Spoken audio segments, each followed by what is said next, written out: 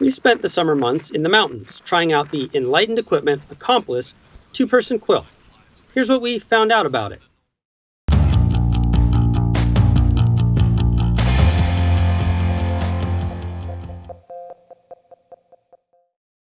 Hello again, everyone. I'm Jason. This summer, we were putting in multi-day trips with the boys to help them get used to putting in effort on several consecutive days. You can check out a short film we made of one of our backpacking trips, and there's a link in the description. Spending night after night in the warmer summer months, but also in the colder altitude of the Colorado mountains, we were pleased with the performance of the Enlightened Equipment Accomplice two-person quilt. We took 30-degree Fahrenheit versions, one shared by me and my wife, and the other shared by my twin sons. First off, why a quilt?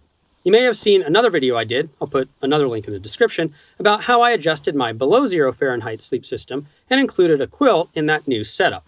I decided to give it a try after I read Ed Viester's book, in which he mentioned, while keeping his summit suit on, sleeping under a quilt at high camps on 8,000-meter peaks with his climbing partner. I figured if he could make it work up there, I could make it work in less extreme conditions. Well, there are certainly pros and cons, but the big difference is weight. Quilts don't have a connected back. When we sleep on this backing in a typical mummy bag, it compresses the down, and so we lose the insulation. We are really relying on our sleeping pad. Quilts just got rid of this fabric that wasn't helping. Quilts also don't have a hood, assuming that we already have a hat or jacket with a hood anyway. Because we can set the quilt to wrap tightly, loosely, or not at all, we can better customize the insulation to the conditions. People also find it less restrictive for the same reason. But on the flip side, tossing and turning can open up gaps between the sleep pad and the quilt, letting in short blasts of cold air. If I were to sum it up, quilts might be a bit more challenged by the cold due to the potential to create those gaps and the lack of a hood, but they are big-ticket items when it comes to reducing the weight of our essentials. But that is where the Accomplice comes in. Just like Ed Viesters was sharing a quilt with his climbing partner, we did the same thing, adding another person's body warmth to the setup. All four of us found the Accomplice to be warmer than being in an individual bag. We set up the Accomplice like other quilts by sliding 2 elastic straps over the air mattress, and in this case over both mattresses, lining the pairs of buckles on the straps with the buckles on the quilt. If you've ever done this, you know it can be kind of easy to twist the straps, and is even more so when you are positioning 2 mattresses side by side. It's certainly harder to set up than a mummy bag, but it is far from a big deal. The clips are fine to use with bare hands or light gloves. Being the same style as my 0-degree quilt, I can tell you that they are a bit of a pain with thicker gloves. The design of the Accomplice allows for some customization for partners who prefer different temperatures. There is a divider at the head with individualized snap buttons and drawstrings so that one person can tighten down the neckline even if the other does not.